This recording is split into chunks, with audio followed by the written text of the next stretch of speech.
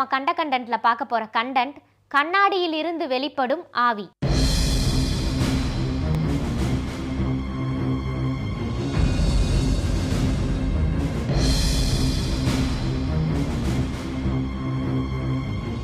இங்கிலாந்து நாட்டில் ஒரு பேய் கதையை சொல்கிறாங்க. அதாவது கண்ணாடி முன்னாடி நின்றுட்டு இந்த பேயோட பேரை 3 வாட்டி சொன்னோம் அப்படின்னா அந்த பேய் நமக்கு முன்னாடி வந்து நிற்கும் அப்படின்னு சொல்லப்படுது. இந்த பேயோட பேர் என்ன, இந்த பேய் ஏன் கண்ணாடியிலேருந்து வருது அப்படின்றதுக்கு ஒரு சின்ன ஸ்டோரியை பார்க்கலாம். 15th செஞ்சுரியில் இங்கிலாந்து அரசர் 8ஆம் ஹென்ரியோட பொண்ணு தான் மேரி டியூடர். ஹென்ரிக்கு ஆண் பிள்ளை இல்லையே அப்படின்னு சொல்லிட்டு ரொம்ப கவலையாம். அதனால் அவர் செகண்ட் மேரேஜ் பண்ணிக்கிறாரு. செகண்ட் ஒய்ஃப்க்கும் 2 பெண் பிள்ளைகள். அதனால் அவர் தேர்ட் மேரேஜோ பண்ணுறாரு. அவங்களுக்கும் ஆண் பிள்ளை பிறக்கலையாம்.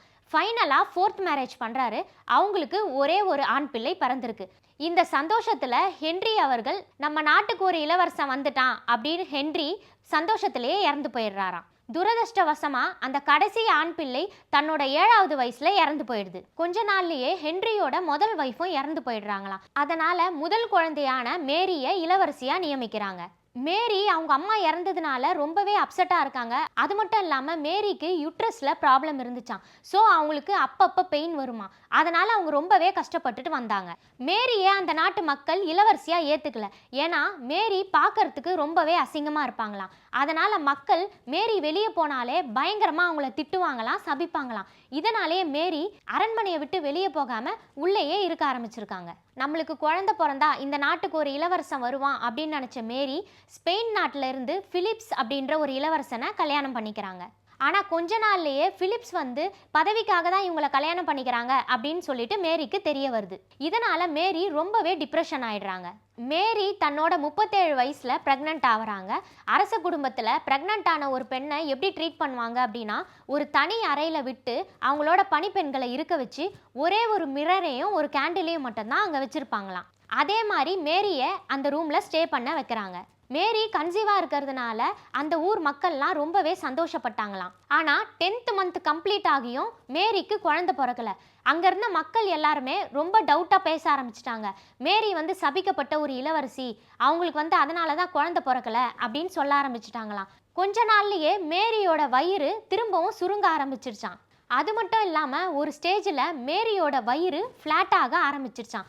இதை ஃபேண்டம் ப்ரெக்னன்சி அப்படின்னு சொல்கிறாங்க. இப்போ ஒரு விஷயத்தை நம்ம நடக்கணும் அப்படின்னு நினச்சா நம்ம பாடியும் அதுக்கேற்ற மாதிரியே ரியாக்ட் ஆகிடுமா.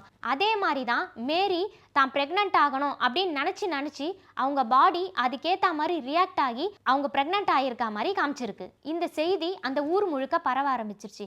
அந்த மக்கள் மேலும் மேரியை வெறுக்க ஆரம்பிச்சிருக்காங்க. இதனால் மேரி ரொம்பவே அப்செட் ஆகுறாங்க. திரும்ப அவங்களுக்கு ஃபேண்டம் ப்ரெக்னன்சி ஏற்படுது. மறுபடியும் அவங்களுக்கு வயிறு பெருசாகுது. குழந்தை பிறக்காமையே திரும்பவும் ஃப்ளாட் ஆயிடுது. இதனால் மேரி ரொம்பவே டிப்ரெஷனில் போயிடுறாங்க.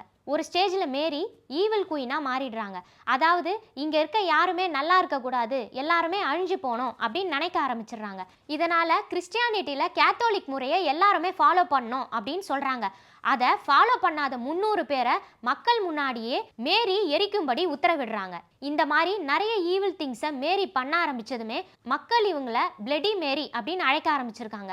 மக்கள் பிளடி மேரியை பார்த்து ரொம்பவே பயந்தாங்களாம். அதுவும் இல்லாமல் பிளடி மேரிக்கு ப்ரெக்னெண்ட்டாக இருக்க லேடிஸை பார்த்தாலே பிடிக்காதான். அந்த சிசுவோட சேர்த்து அந்த பெண்ணையுமே கொலை பண்ணிடுவாங்களாம். இந்த மாதிரி நிறைய கெட்ட விஷயங்களை செஞ்ச பிளடி மேரி ஒரு ஸ்டேஜில் டிப்ரெஷனோட எண்டுக்கு போயிட்டு நம்ம தற்கொலை பண்ணிக்கலாம் அப்படின்னு முடிவு பண்ணி அவங்க அறையில் நைட் டைமில் ஒரே ஒரு கேண்டிலை கண்ணாடி முன்னாடி கொளுத்தி வச்சு அந்த மிரர் முன்னாடியே அவங்க தூக்கு போட்டு இறந்துடுறாங்களாம். இந்த சம்பவத்துக்கு அப்புறம் இங்கே இருக்க மக்கள் பிளடி மேரியை நீங்கள் பார்க்கலாம். அதாவது இரவு நேரத்தில் கேண்டிலை கொளுத்தி வச்சுட்டு கண்ணாடி முன்னாடி நின்று அவங்க பேரை சொன்னால் அவங்க கண்டிப்பாக வருவாங்க அப்படின்னு சொன்னாங்க.